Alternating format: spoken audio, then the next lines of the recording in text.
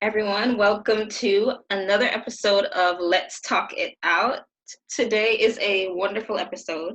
I remember when I first started my YouTube channel, I said that I was going to be doing a multitude of videos and a multitude of types of videos. And I remember saying that I wanted to have a conversation with my dad on fatherhood, especially how he raised me and, family and his life, just to gain some insight on his background and his life as I progress through mine so that I can have just a bit more of a guide and a reference onto some choices and decisions that I may have to make as a young woman who is seeking marriage and relationships and just seeking guidance in life. And I know that going to your elders, going to those who have lived life before you, is definitely good advice for wanting to progress in life. So I have with me my dad, Marcel Inglis. Do you mind introducing yourself, letting everybody know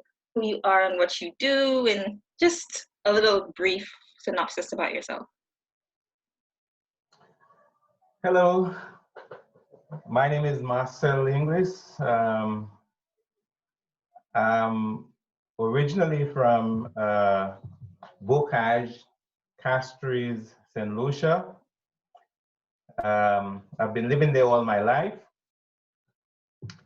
Um, I have three kids, Caleb, Casey, and Jada. Um, by profession, well, I'm kind of a jack of all trades. I have done it all. I used to be a chef at a hotel. Then I did some painting. Right now, I'm a minibus driver. That's what I do presently. Okay. My religious background, I used to be a Seventh-day Adventist Christian, which I'm no longer. I consider myself a Hebrew Israelite. Well, as we progress, I think I will espouse more on that. That's about it for now. Okay, awesome. That was a great introduction. So I think I saw Jada in the background there. That's my youngest sister. So yeah, that's amazing. And my brother is here too. But moving on to the first question, what was your childhood like growing up in St. Lucia? What was that like for you? Well, my childhood was a lot of fun. I had a number of siblings. I had 11 siblings. Um, Most of them were older than me. Um, so I was always surrounded by family. Where I grew up at Bocage, we were surrounded by a number of cousins, and so it was a tight knit kind of family setting, you know. So and a lot of fun. My father had we had sheep, we had cows, we had goats, we had pigs, So that was a lot of fun taking care of that, taking care of them. My father was a kind of farmer. He planted various crops, So we were always in the garden. We were always, taking care of the animals. So my childhood was well-rounded childhood. Yeah. That's amazing. Do you mind just letting us know a little bit about what your parents were like? What your mom and what your dad was like growing up, and the things they instilled in you and how they nurtured you and your siblings growing up? Yeah. Well, I think I had the best parents. My father was very kind of quiet kind of person, and very unassuming kind of character. My father was very caring. He made sure that the house, had everything that we needed in terms of food, in terms of we were well clothed, you know. My father really took care of us. I can say that, you know. My mom was always in the kitchen, always cooking, always very hardworking woman. You know, I mean, up to a day like today, my mom is my mom is 86, and she still goes in the kitchen. You know, so I mean, my parents were very, very, you know, very, very good. You know, and I love them, and I know they love all the children, and they did the best that they could. To really to provide and the best care that they knew how to give to us, you know.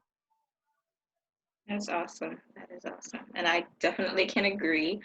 Although I never got to meet Granddad, I do say I have the best grandmother that a girl can ever have growing up. And she legit cooked every day. And some of you guys didn't eat meat, and some people did eat meat. So she always made Yeah, fish and meat, making sure that everyone was accommodated for, you know, that, in her. yeah. She was an amazing mother and grandmother. So, what were your aspirations for yourself as a child? Well, as a child, you often dream, what you want to be, you say that you want to be a pilot, you want to be that, as a child, but I mean, realistically, when you get to, you see that, some of those dreams are not realistic. And I decided that I really wanted to be a plumber because I had this cousin, which we call Chester. He was a plumber and he was kind of successful. And I said I want to be a plumber. And nah, but that didn't really work out for me.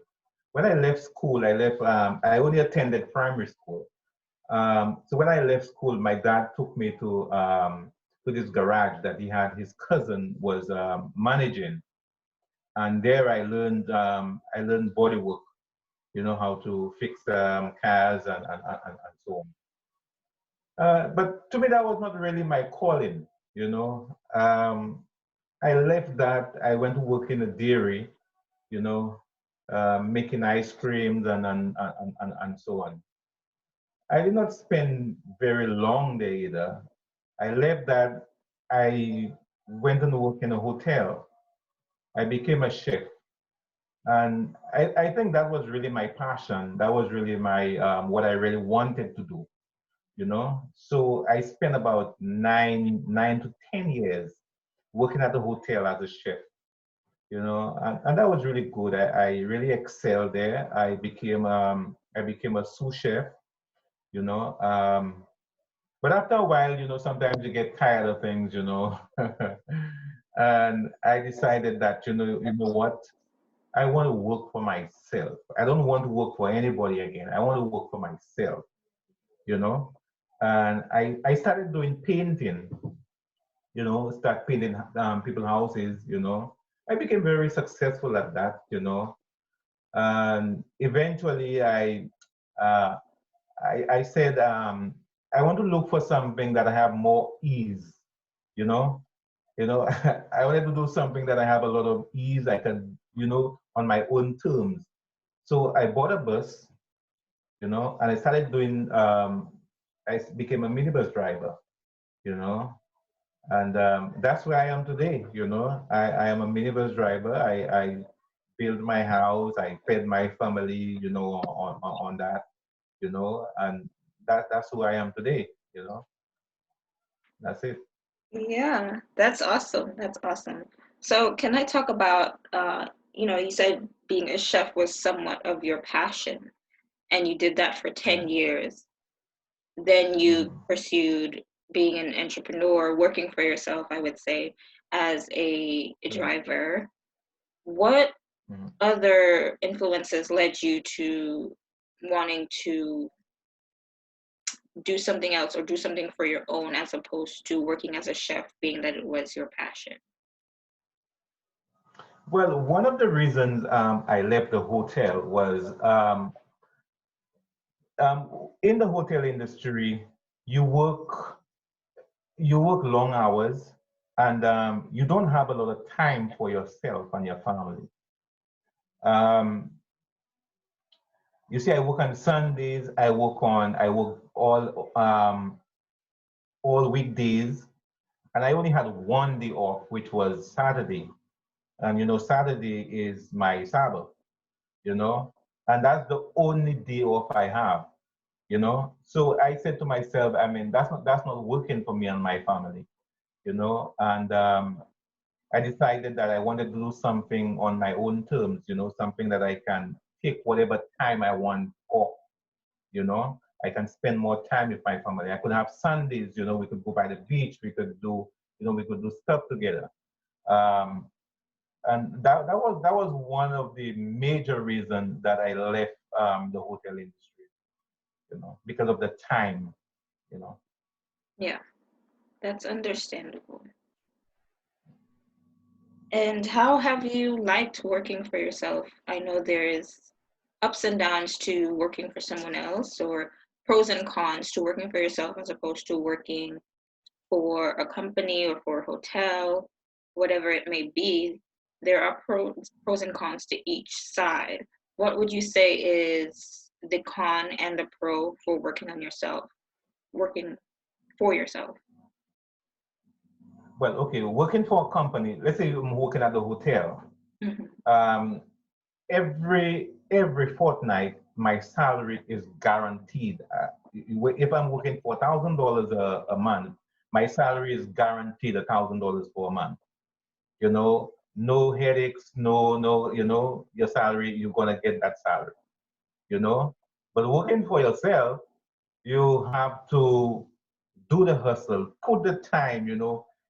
Put the effort that that you gonna if you want to make $1,000, you have to put every effort into it to make that $1,000. So that is one of the uh, uh, as you say, cons. Well, on the flip side, as I said earlier on, working for a company, you have to play by the rules. You must be at work for a certain time. You can leave before a certain time. You have to be on their terms. You have to be on their time. You are on their time. You know. But Hmm. working for yourself, if you could decide that hey, I'm gonna come to work at 9 o'clock today. I'm gonna start work at 10 today. You know, and there's no boss to tell you, you can't do that. You can't start at 9, you can't start at 10. So you have more freedom working for yourself. And that's what I was looking for. I was looking for more freedom, that I can spend more time with my family. Okay, that's amazing. So, what dream did you have as a child? And it doesn't necessarily have to be career wise or what you do to make money, but what is something that you dreamed of as a child that you haven't necessarily accomplished and you still wish to accomplish today? Well, I don't know if I had any dreams that I really wanted to. Well, from a young age, I always believe in the Most High. I always trust the Most High. And I always wanted to be a very strong spiritual person. You know, that is one of my greatest aspiration. That's what I really wanted because at the age of 15, well, not even 15, at the age of 14, I got baptized within the Adventist church.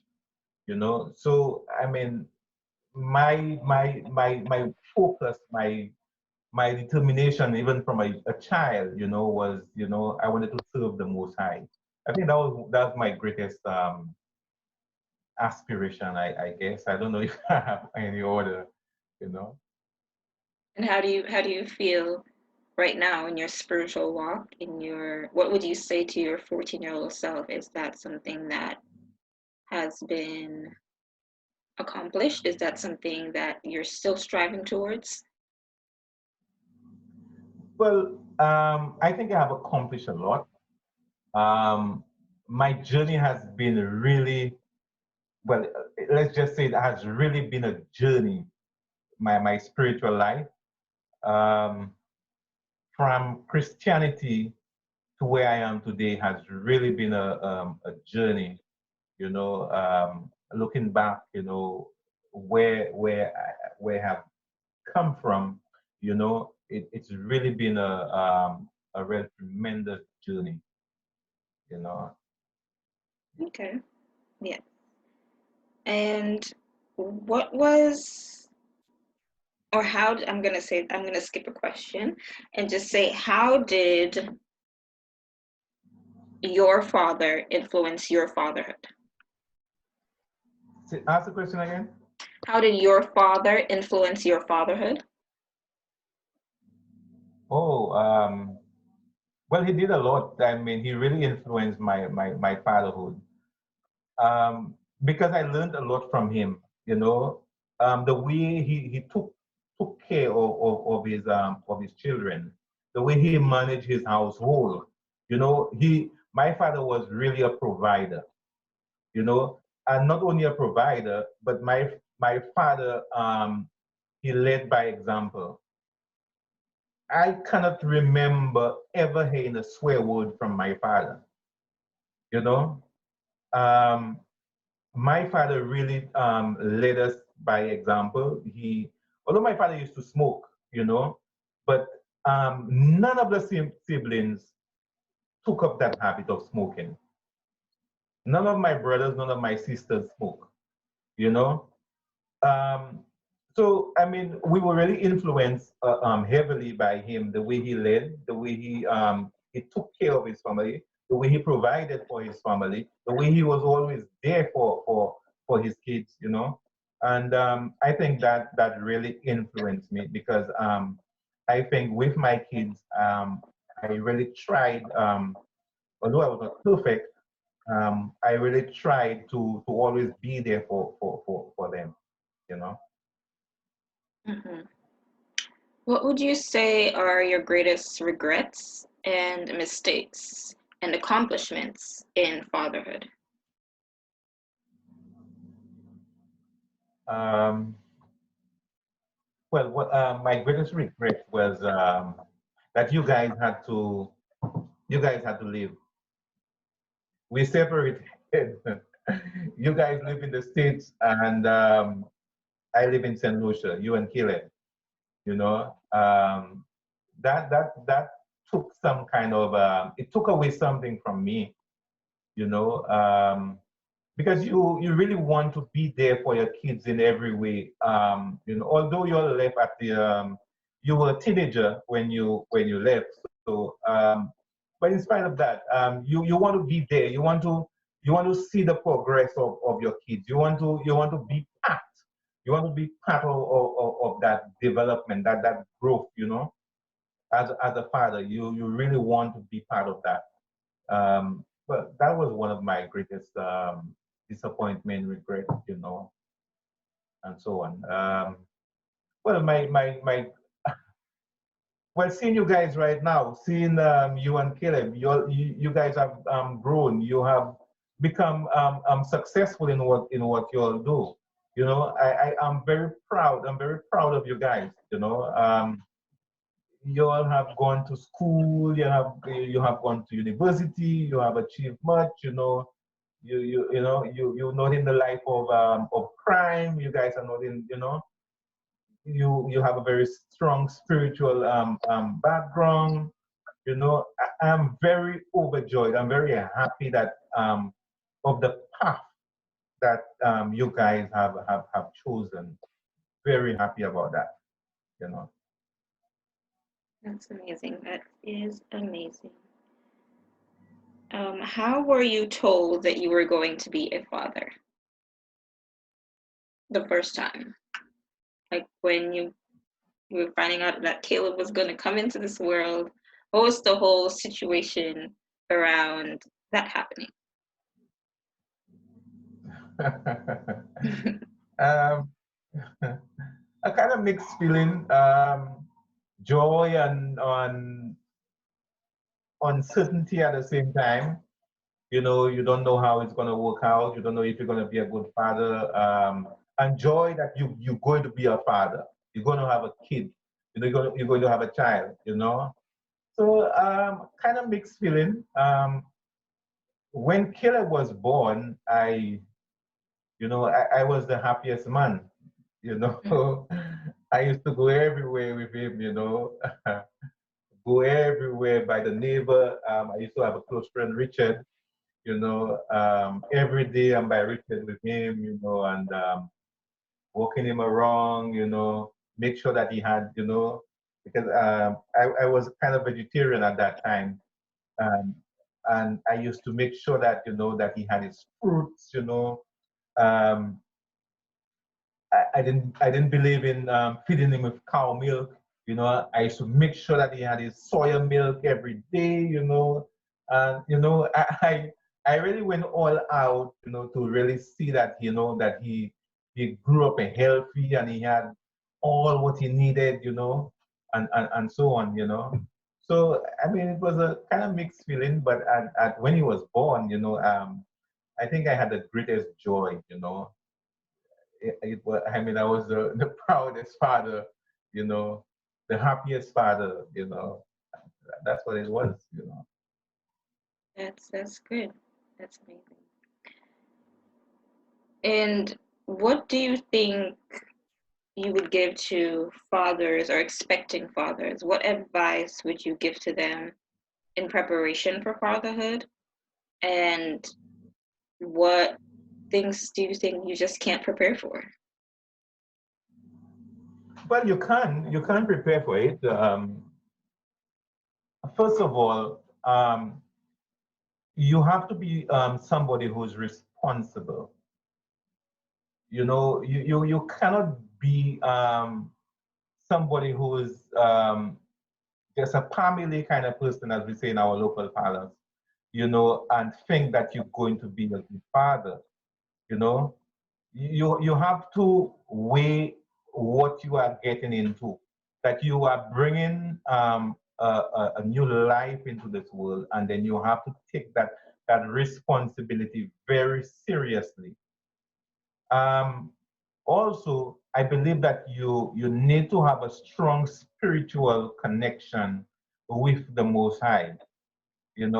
That you can bring that child in the fear and in the admonition of the Creator. I believe that very strongly. You know, um, you have to be a provider. You cannot bring a child into this world and then you are not working. You don't have means. You don't have the means of supporting that child. You can't do that. So if you know that you're going to be a father, if you want to be a father, all of those are requirements, pre-requirements, that you must have before you undertake that thing of being a father. you know. So these are very important, especially having a strong spiritual relationship with the Most High. You know. I agree. I definitely agree. So, how did you meet my mother?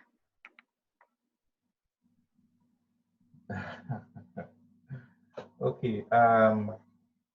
Well, your mother is Trinidadian, Tobagonian. Mm-hmm. Okay. So your mother left Tobago and she came to St. Lucia. And first of all, she was staying by my sister in the country, Miku. Um, and she moved over to Castries, where she was staying by my mom, um, because she got a job in Castries, you know.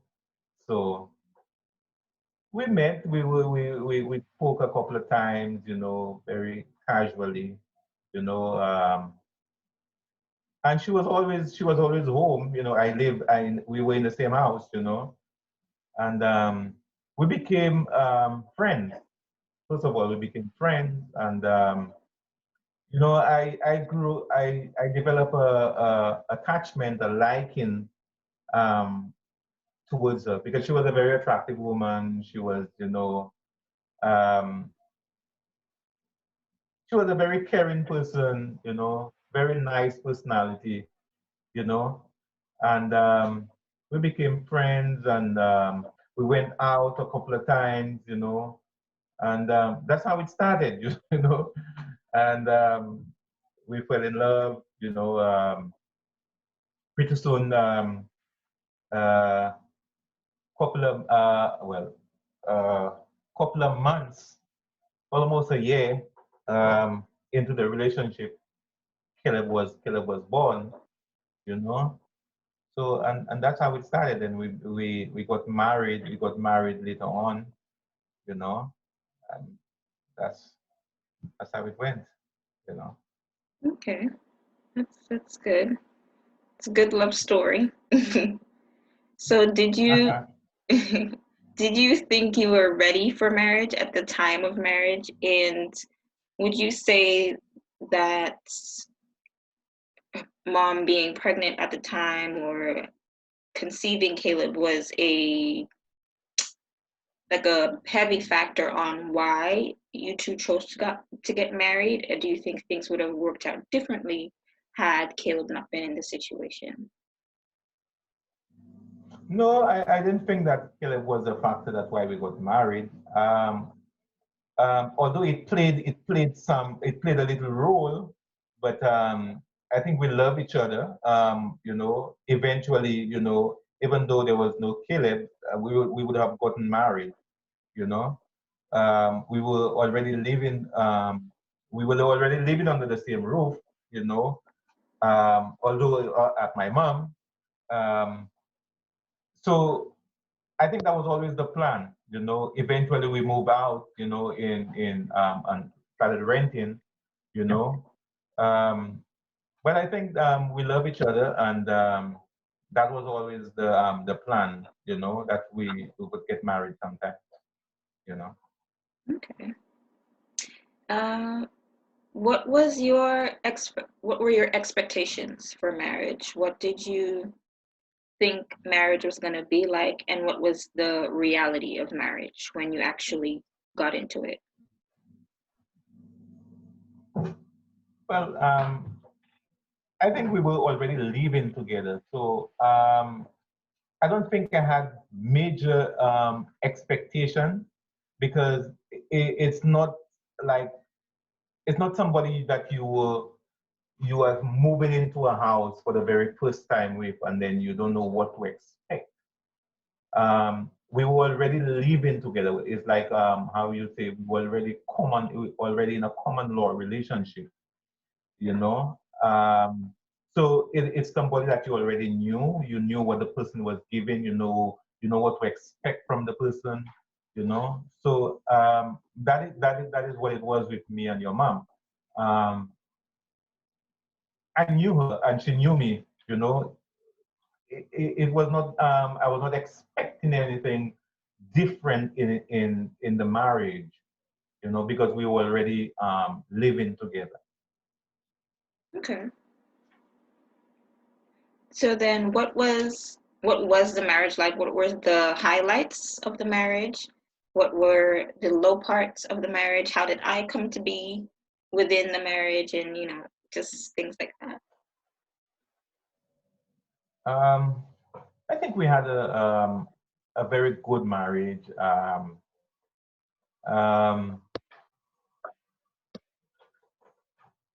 I went to well, your mom made arrangement for me to go to to Trinidad and Tobago to meet her family. You know, I think we had a very good life together. Um, we After I started to build a house. you know. So from the rental apartment, we moved to our own place, you know. Caleb was already born in the rental apartment. Um, then we moved to the place. Oh, you were already born in you were born in the rental apartment also, but you were very young. You were just like you were about a year, almost a year, you know. And so we moved in into our own place. You know, that was very good. We furnished the place. We worked hard together. You know, your mom is pretty amazing. I mean, she's a very hardworking woman. That's one thing. Um, so we accomplished much together. We furnished the house and so on. Um, then, well, you already as I said, you were already born in the rental apartment. I remember the house was not quite finished as yet, and I remember you taking a fall. I remember you taking a fall and you busted all your lip, you know, and boy, we were terrified, rushed you to the hospital, you know, you had some stitches, you know, because your teeth, you know, pierced through your lip, you know, and you know, that's about it, you know, we manage, we work hard together to, you know, to make the house a home, you know, and so on. Yeah. Yeah. Even though I don't necessarily like fully remember the fall, the scar will never let me forget. So, Yeah. yeah. So, what would you say led to the demise of the relationship? I think somehow I became very a little complacent, um, a little complacent. I start taking things for granted. And what really brought an end to the relationship was when your mom traveled, when she traveled to the States. You know, it doesn't matter who, long distance relationship never works.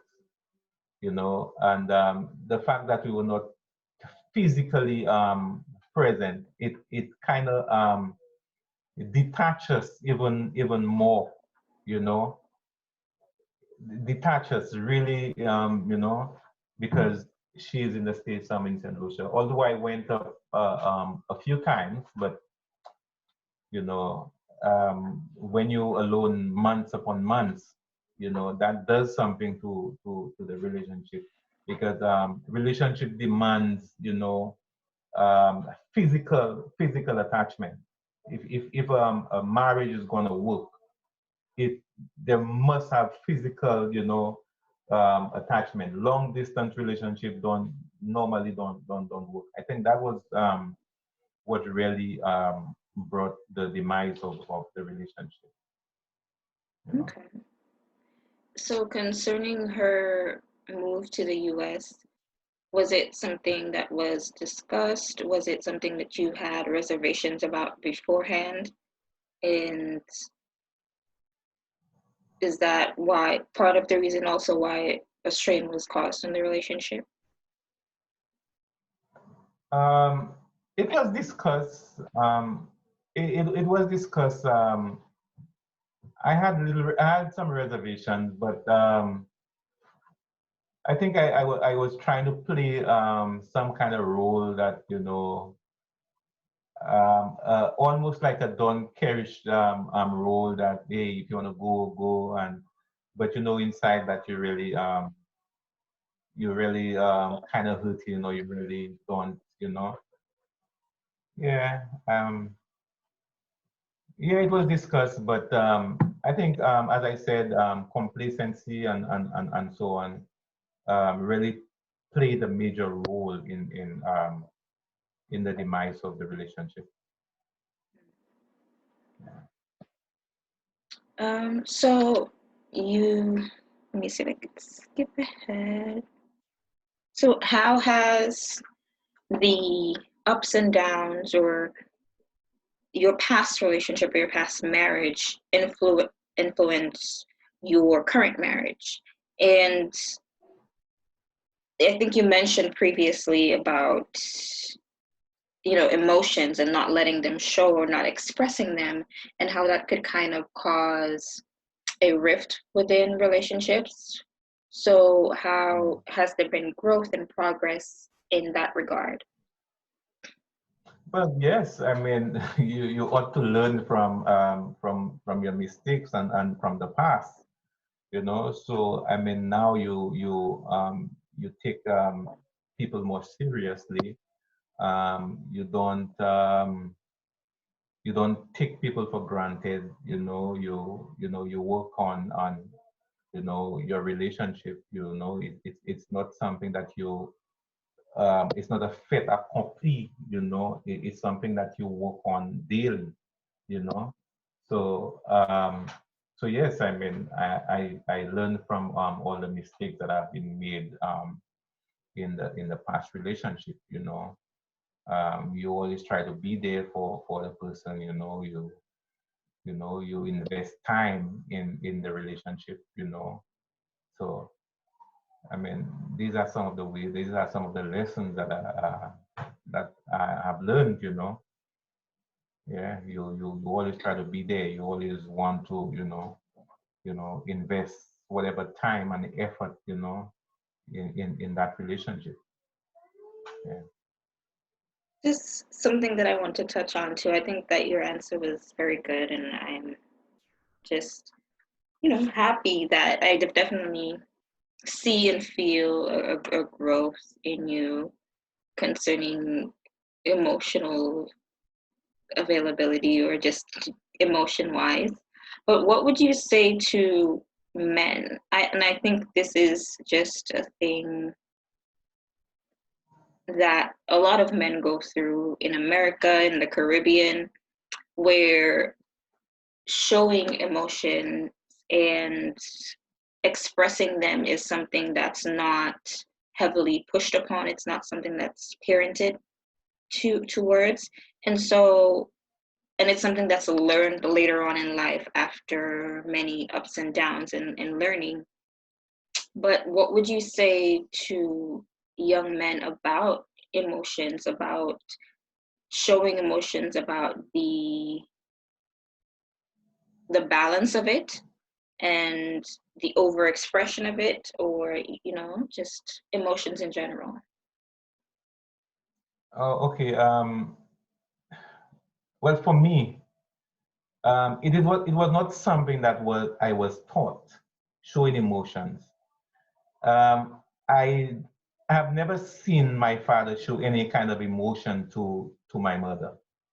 And most Caribbean men, you know, most young men growing up, it's really the same. That when we grew up, we did not see the expression of emotion, from our fathers. So we grew up, thinking that's how, you ought to be, you know. And you grow up trying to portray that macho kind of image. You do not want to show too much emotion. You want to be that macho man. You don't want to, seen as being a soft, emotional kind of person. You know, and that is what that's been pushed, and that's what's been taught. Um, in society. That's what you learn from other looking at other men, looking at other relationship. That's what you learn. But that's not how it's supposed to be. Men supposed to show emotion. Men supposed to really show the partner true emotion. I mean, I'm not saying to overdo it, but you're supposed to let your wife supposed to see that, and not only see but they hear that, I love you. Your wife's supposed to feel that she's loved, and so on. So these emotions are very important in the relationship. So men ought to express it. I Yeah. agree. I definitely agree. And do you think there is spiritual or even biblical reference for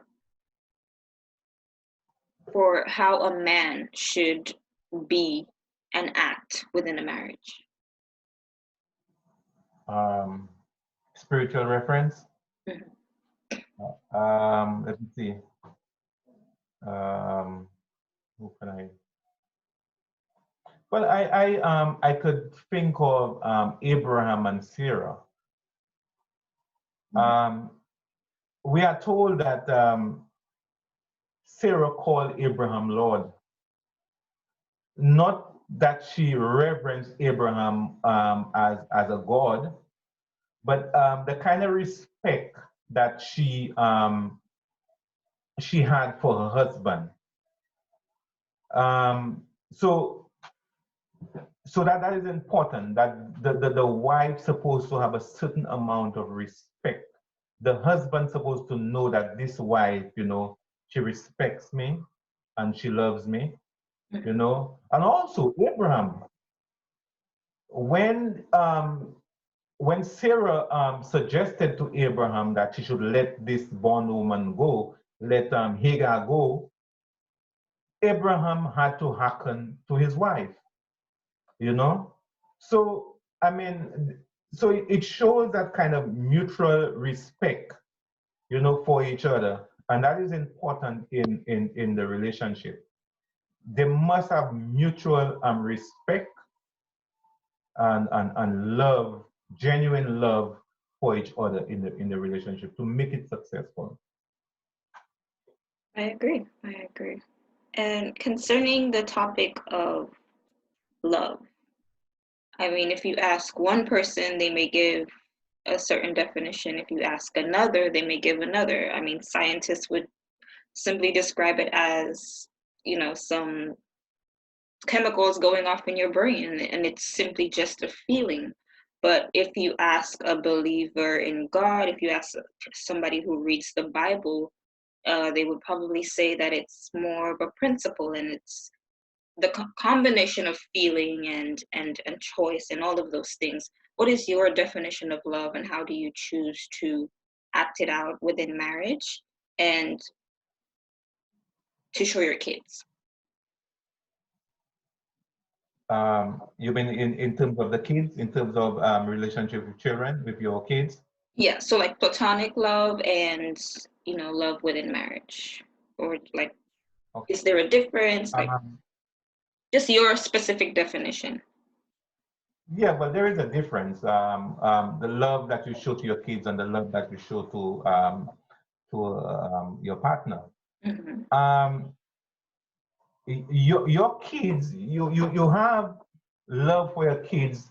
How do you express that love is the amount of time you spend with those kids, um, how you provide for those kids, how you nurture them in teaching them the ways of the Most High, and giving them life examples, leading by example. Let them see your true character. Let them see who you are, how you behave in whatever situation, at home, with your partner or with their mother, the way you behave in society. So your kids supposed to see how you behave, and they can reference, or they could get those kind of examples from you. You know. So it's an all wrong thing. They're supposed to observe you, and you know that they're observing you. So you live right examples before them. you know. I agree. And what is your definition of a romantic love? Um, well, it has a lot to do with, as you said, feelings and emotion, but it's not only that. As I said, that there must be mutual respect for each other. That is very key. You know, you're not supposed to take each other for granted.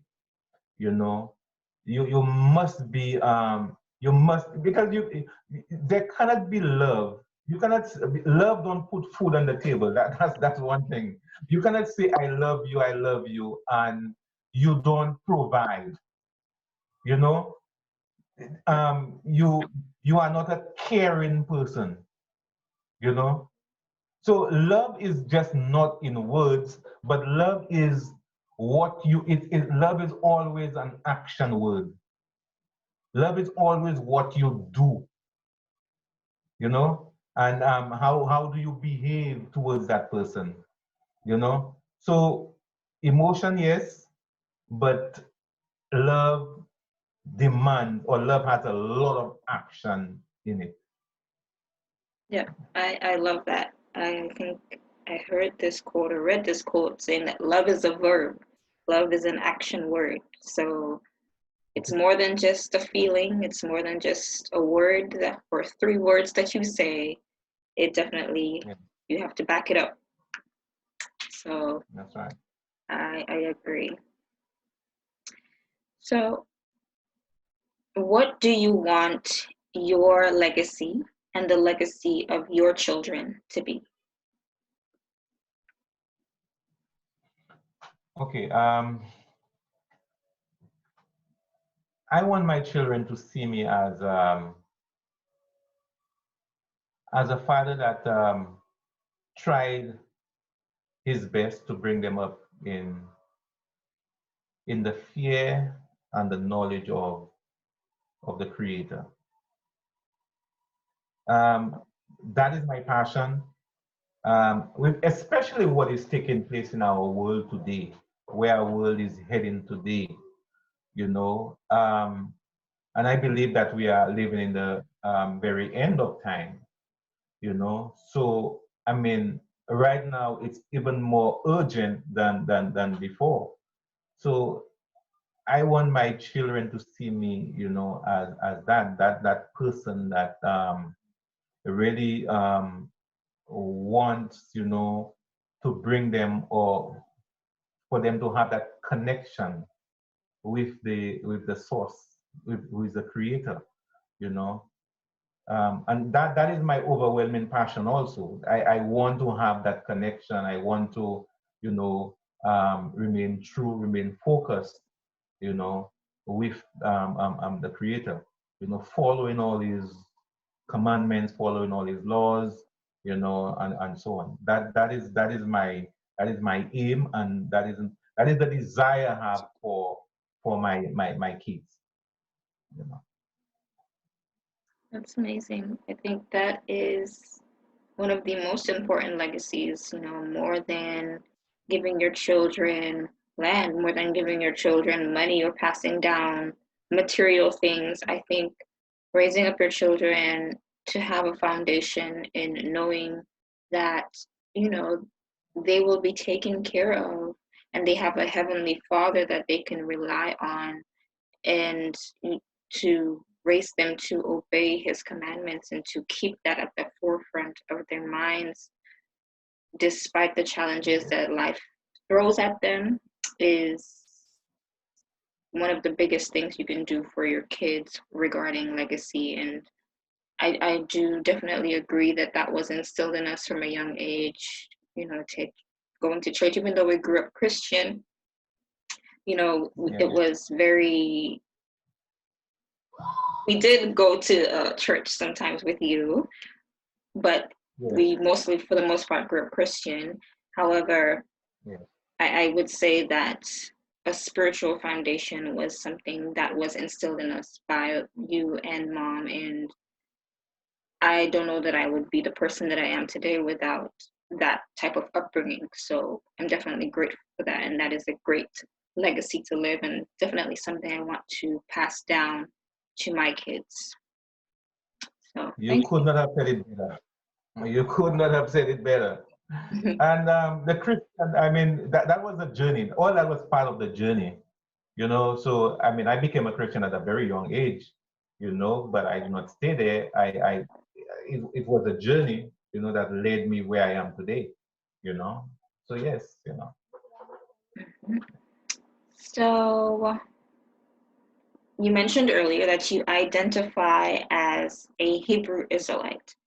However, you grew up Christian and then you transitioned to being a Hebrew Israelite.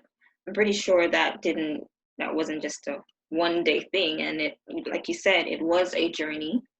Can you let us know a little bit about that journey, the differences of beliefs regarding Christianity or Seventh-day Adventist Christianity and your current beliefs now, and why have you stayed in this belief pattern?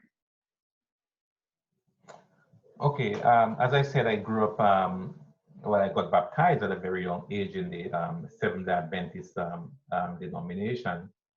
Um, but I was somebody who always liked to study. I always believe in digging. I always believe in, you know, searching. You know, I was not somebody who remains stagnant. I'm a Seventh Adventist and that's it. You know, I always dig into stuff. I always studied, you know, and so on. And there was a core group of us who, you know, who studied together, you know, and we were always researching, always, you know, and so on. And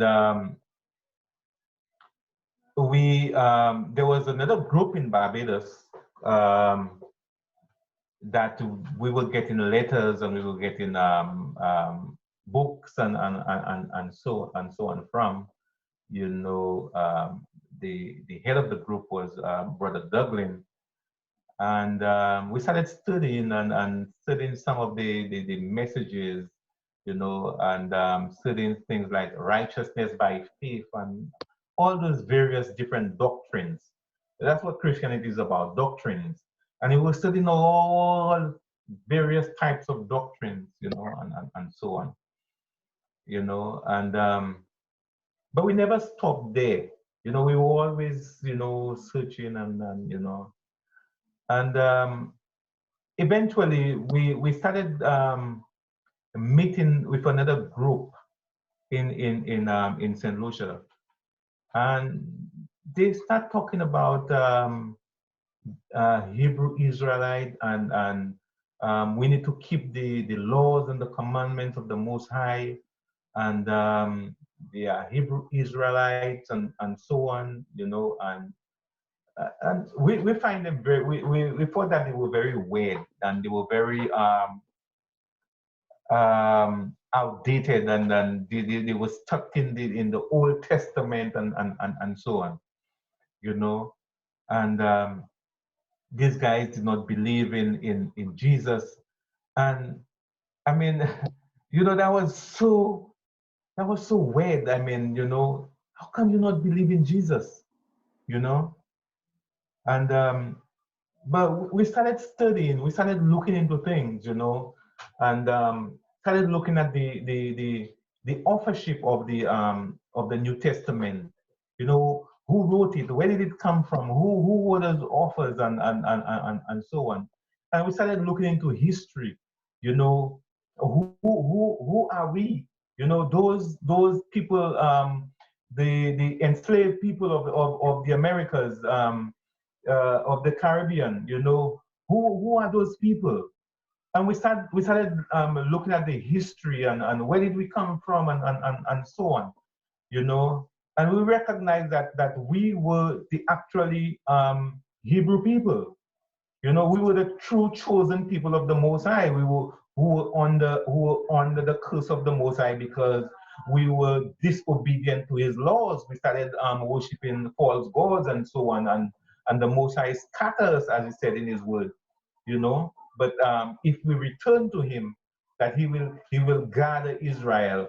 You know, and we started seeing a lot of things. You know, we started and then we became even before that, we became Hebrew Israelite, but we would not let go of Jesus.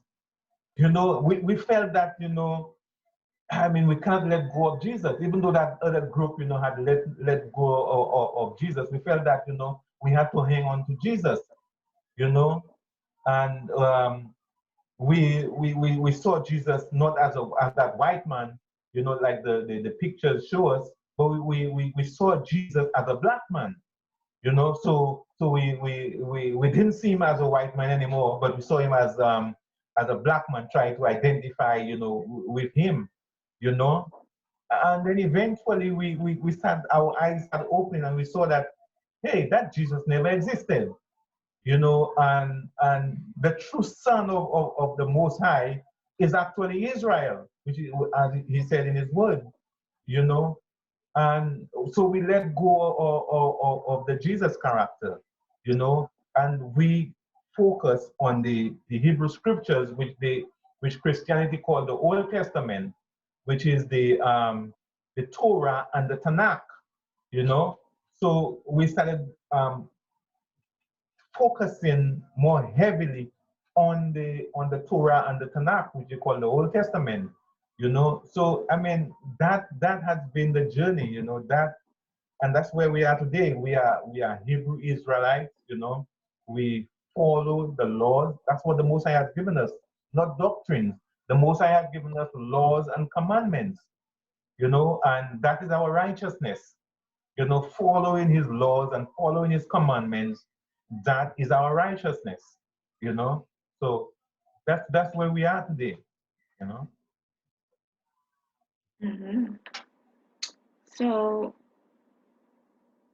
that's a lot of insight concerning your journey from being a Christian to being a Hebrew Israelite. What would you say to anybody who's thinking about becoming a Hebrew Israelite? What would you say to anybody who has doubts within their faith concerning Christianity and is looking into not just being a Hebrew Israelite, but looking into other religions or other belief platforms? What would be your advice and what would be your caution? Well, okay, being a Hebrew Israelite is not another religion. Being a Hebrew Israelite is, you are a Hebrew Israelite. That is who you are. It's not another religion that you are taking on. Okay, we are Hebrew Israelite by heritage. We are Hebrew Israelite by because our forefathers were Hebrew Israelites. Okay, so we are Hebrew Israelite by our descendants. Okay, we are Hebrew Israelite because we are the children of Abraham, Isaac, and Jacob. Okay, that is who we are. Now, we have lost our heritage. Okay, we have lost, I would say, faith, for want of a better word. We have lost our way or our faith, okay, because of all the nonsense that Christianity has put on us. When our parents were enslaved, Christianity was forced upon them. When our forefathers were enslaved, Christianity was forced upon them, you know. So within the passage of time, okay, they pass it on to their children. And we grow up thinking that Christianity is our faith, is our way, you know? But this is not our way.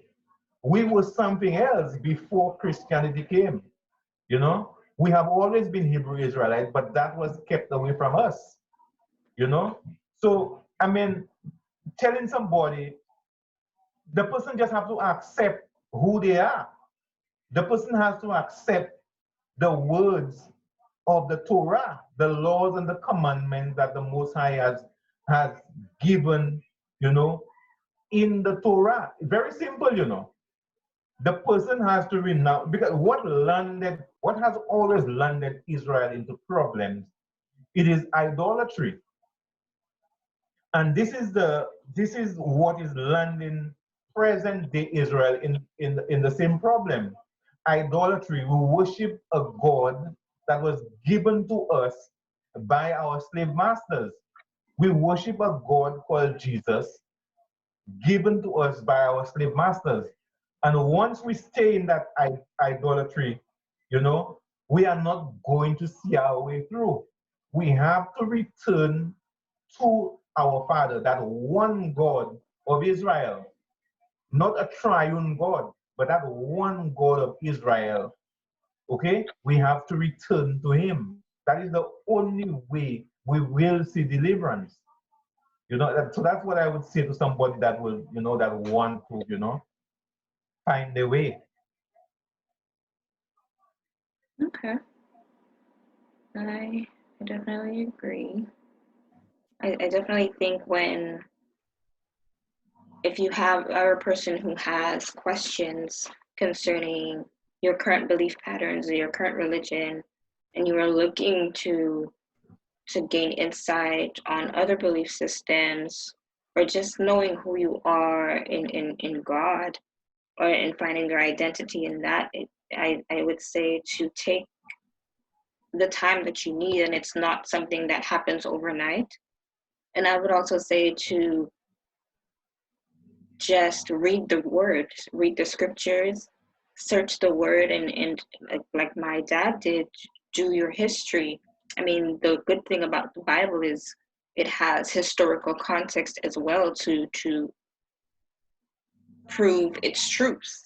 And so that can be done in a way to strengthen your faith and to whatever it is you want, or whatever it is God is placing on your heart regarding the scripture, regarding your walk with Him. So I would definitely say to do that and take the time that you need to grow and to get to know God on your spiritual journey, and know that it is a journey and you may have ups and downs, but God is with you, and he remembers his children. So that is something to know. Uh, Yes, indeed. last question. Well, no, not the last question. One before the last. So we're almost done. But what do you think your purpose is in life? And what do you think is everyone's purpose in life? If there is such a thing, if there's a common purpose for the humanity. Um, well, I can only speak for my myself and fellow Hebrew Israelites. I can't speak for the other nations, okay? But I can speak for myself and the Hebrew Israelites. Our purpose, the Most High has made a promise to our forefathers, Abraham. And he has always renewed that promise, or that covenant that he made with Abraham. So he renewed it with Abraham's son Isaac. He renewed it with Jacob, okay? And he renewed that covenant with the 12 sons of Jacob, that he would give them a land, and he would be their Elohim. He would be their God, okay? And he will live among them, and he will write his laws in their hearts, which is in our mind. Okay? That is our calling. That is what the Most High eventually, okay, will fulfill, because he said that his word will not return unto him void. You know? So although Israel has messed up, although Israel has went astray, went a whoring after other Elohim or other gods, but a remnant of Israel is going to come back. Okay? So the Most High will accept that remnant. The Most High will um will call that remnant back. You know, He's going to bring them out of their captivity, and He's going to fulfill that promise that He made with our forefathers Abraham, Isaac, and Jacob, and give us that land. And He will be our Elohim, and He will dwell among us.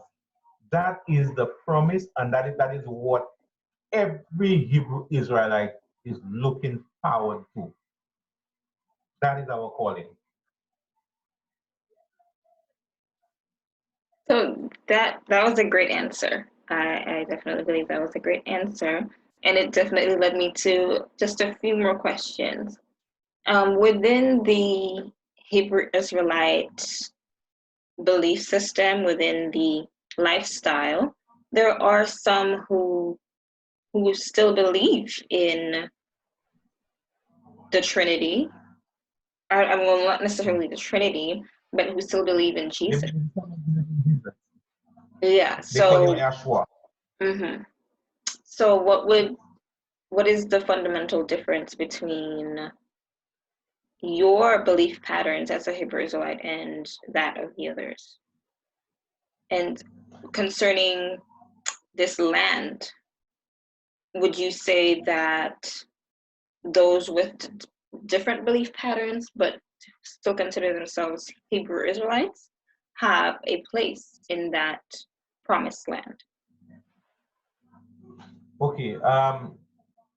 Well, I believe that those people, those Hebrew Israel are still on that journey, because I once was there.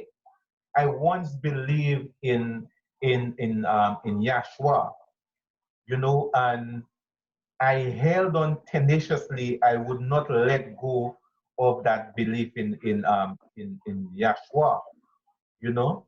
So I believe that those Hebrew Israelites who still hold on to that Yahshua will eventually see the light, as I did, you know, and renounce all false gods, you know, and hold on to the one true Elohim of Israel, who calls himself the God or the Elohim of Israel. So, um, so I believe that yes, they still hold on to that Jesus, but I think that eventually that they would have to renounce if they want to remain, if they want to remain true, or if they want to follow, you know, and be precise in following the laws and commandments of the Most High. They will have to renounce the Yahshua. Okay. So you don't think that anyone with that belief system can make it into the promised land? No, once you held on, that has been the major downfall of Israel. Look at all the downfall of Israel. All of the downfalls of Israel has been serving other gods. Whenever they were taken into captivity, it is because they followed after the gods of the nation. And the Most High separated himself from them. So they became vulnerable to the other nations who took them into captivity, you know? So that has always been the downfall of Israel. So anytime you follow other gods, the Most High will eventually leave you alone. He will, like I said,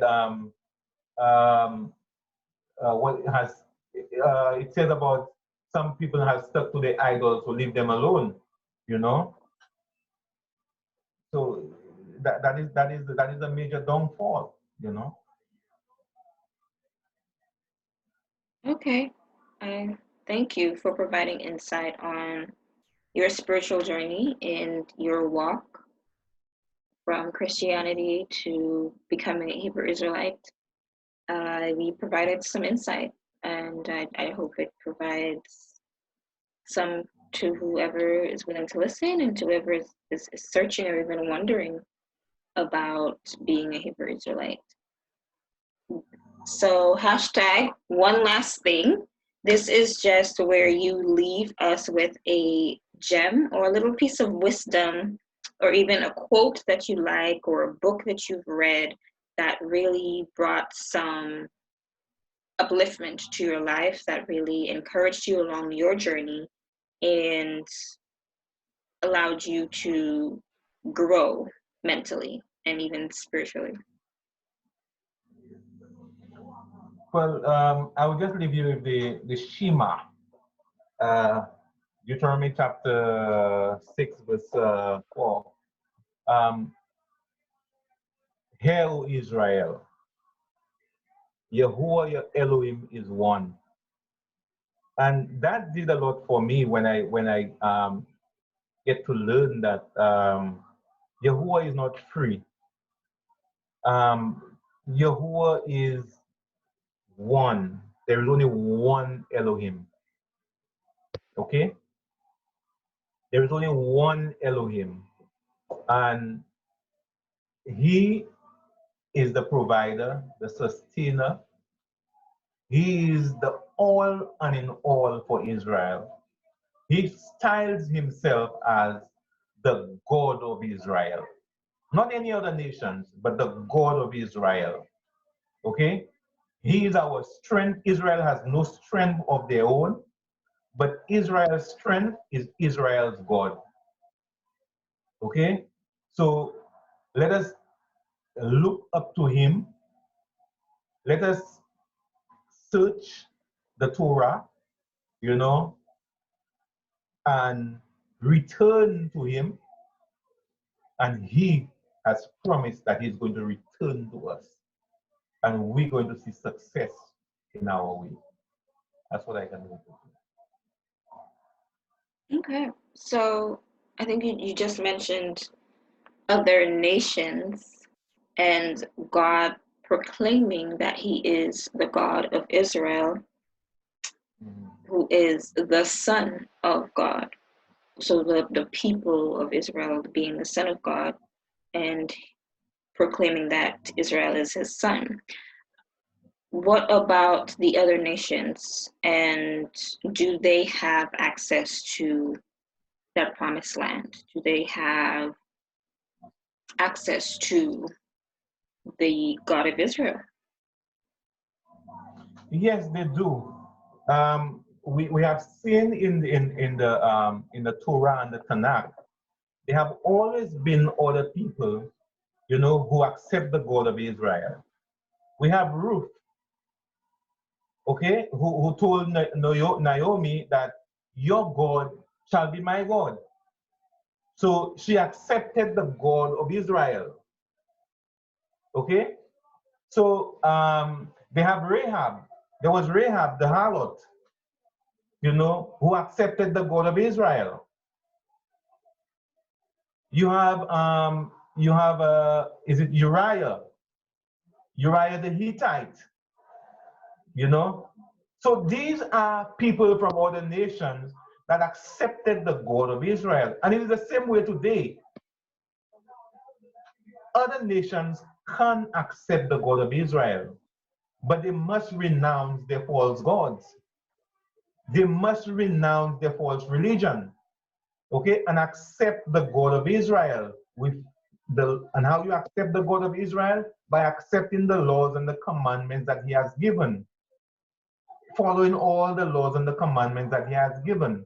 That is how you accept the God of Israel, you know. So other nations are welcome. Other nations can join in, you know. Other nations can be grafted into Israel. Yes. Okay. Well, thank you. Thank you so very much today for taking the time out and speaking with me. It has been definitely a great conversation. I think I learned a lot about, you know, just your childhood and your upbringing and just your journey through life regarding spirituality, regarding love and marriage and kids and all the things that life encompasses.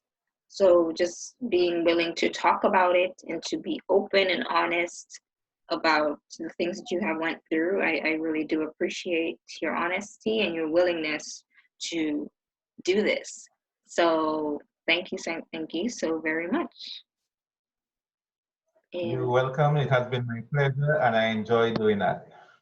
Thank that's you. awesome. That is awesome. So this has been another episode of Let's Talk It Out, where we just talk about certain topics that we experience in life, topics that everybody goes through.